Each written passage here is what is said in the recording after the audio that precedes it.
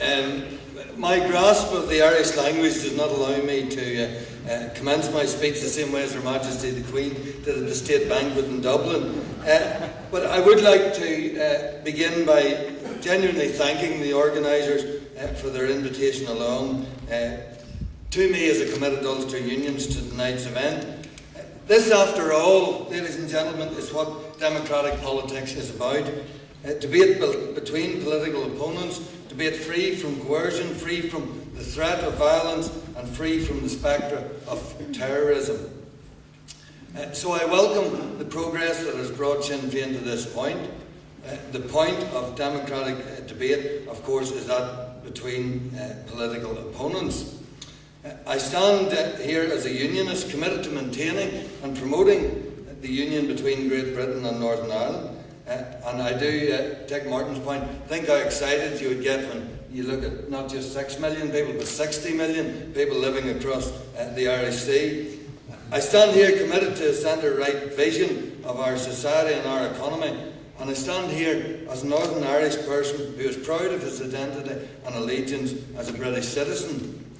We can all be certain then that we're going to have a real debate this evening. I want to take a few moments to share with you why I'm passionately convinced that Sinn Féin's goal of unification is not in the economic interests of Northern Ireland, nor indeed of the Republic of Ireland. And I want to share with you my vision as a unionist of an island at ease with itself, at ease with its diverse constitutional allegiances and arrangements, and an island which benefits from the reality of a shared Northern Ireland contributing to a prosperous future for both parts of this island. But first, let's remind ourselves that societies are not defined solely by economics, and societies do not live by bread alone. Identity, culture, allegiances, and our past significantly define who we are. In other words, economics alone neither explain the identity and allegiance of unionists, nor could economics alone ever conceivably persuade unionists to give their support to unification. I think there are two profound challenges here for republicanism. The first is the fact that unionists are not labouring under some type of false consciousness that when we say we are British, it's not the case that getting the Brits out and then miraculously unionists will discover themselves to be Irish Republicans. The Brits are people like me and those who have voted for me and for the majority of representatives in the Northern Ireland Assembly. We are British. This is our identity and our allegiance. I have to say that Republican discourse and thinking does not appear to recognise this reality. The second challenge for republicanism is the past. The decades between 1969 and 1998. And I know that unionism has hard questions to ask of itself. One of the founding fathers of my party, Edward Carson, said this in 1921. We used to say that we could not trust an Irish Parliament in Dublin to do justice to the Protestant minority. Let us take care that that reproach cannot be made against your Parliament, and from the outset, let them see that the Catholic minority have nothing to fear from the Protestant majority. Unionism fell short of Carson's words. That is part of our heritage, and that is part that we have to confront and recognise. It's not easy, and it's certainly not without its political risks.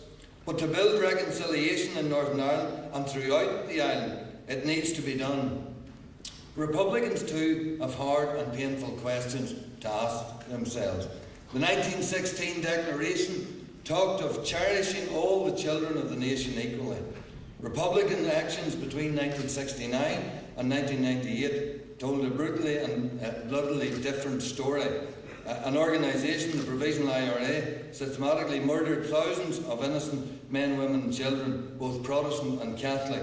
The events between 1969 and the mid-1990s are a tragic stain on the history of Northern Ireland. The tragedies of the past have left a profound and appalling legacy of human suffering, to which there's sadly been no remorse shown.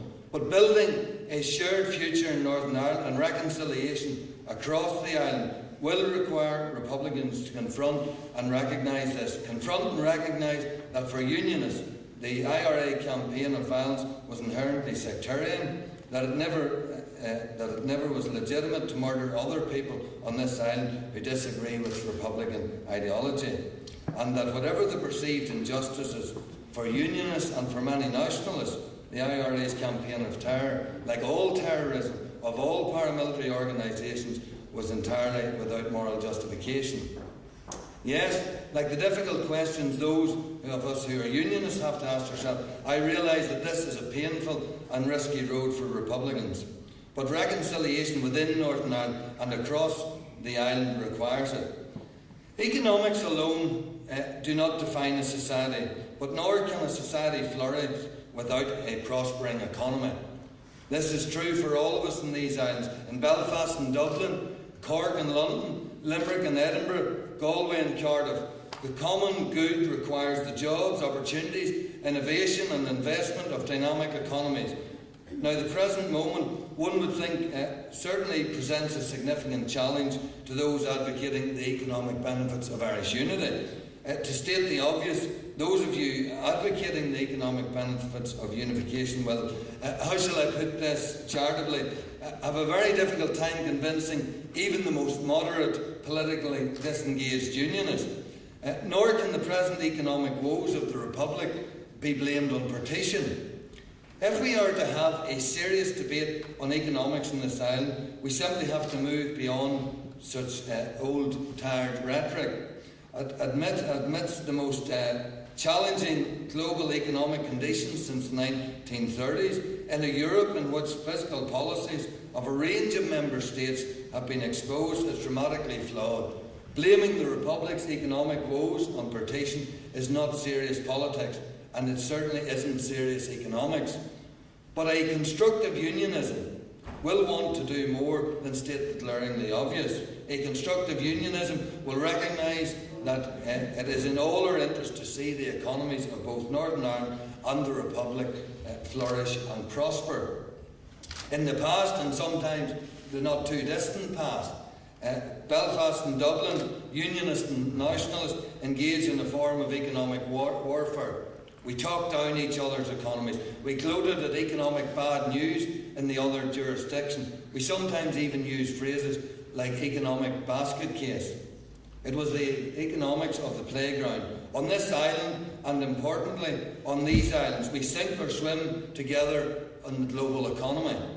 We prosper and flourish together because we provide markets for one another's goods and services. That is why the government of the United Kingdom rightly contributed £7 billion to the bailout fund for the Republic's economy. As Chancellor of the Exchequer George Osborne stated, the Republic of Ireland is, and I quote, our closest economic neighbour. It is also why it is frankly incredible that Sinn Féin's recent document, Uniting Ireland, the Only Way Forward, does not mention that Britain is Ireland's largest export market and that Ireland is the UK's 5th largest export market. The economic destiny of these islands points not to isolationism, ourselves alone ideology, but to partnership and interdependence.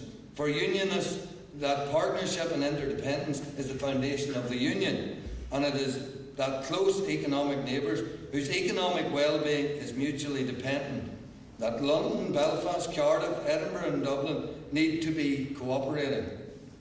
Building economic prosperity across these islands then is in the interest of all of us. It is prosperity with a purpose. Prosperity that nurtures the relationships, historic and new, between the regions and the countries of this island. So what is the role of Sinn Féin in contributing to this economic future? Well, to begin with, it cannot be about shouting partition every time the economy is debated. Let's not forget we have close to a £9 billion subvention from the UK taxpayers. We all know that the economic prosperity requires political stability. For us in Northern Ireland, political stability is not just about power-sharing institutions. Political institutions cannot indefinitely sit alongside a divided society. and a divided society in which hatreds and myths go unchallenged will inevitably result in political instability.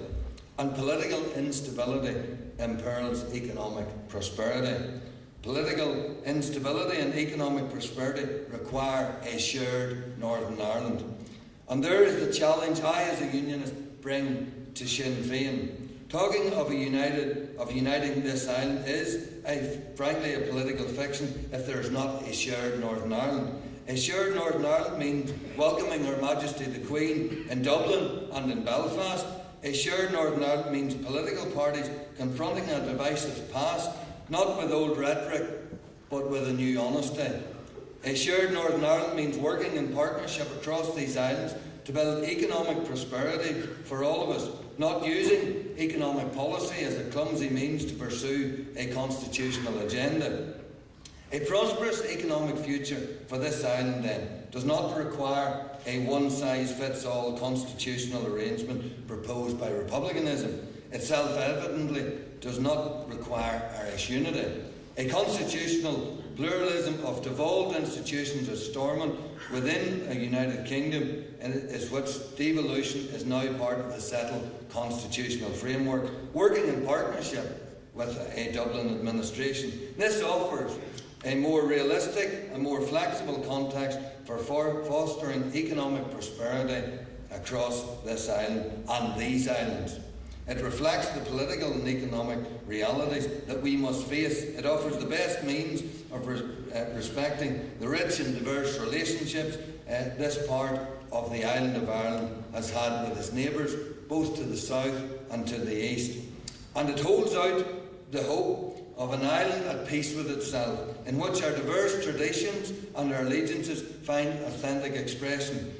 It is within such a political framework that we in a shared Northern Ireland can work with our neighbours in the east and the south to build economic prosperity for all of us. Thank you very much.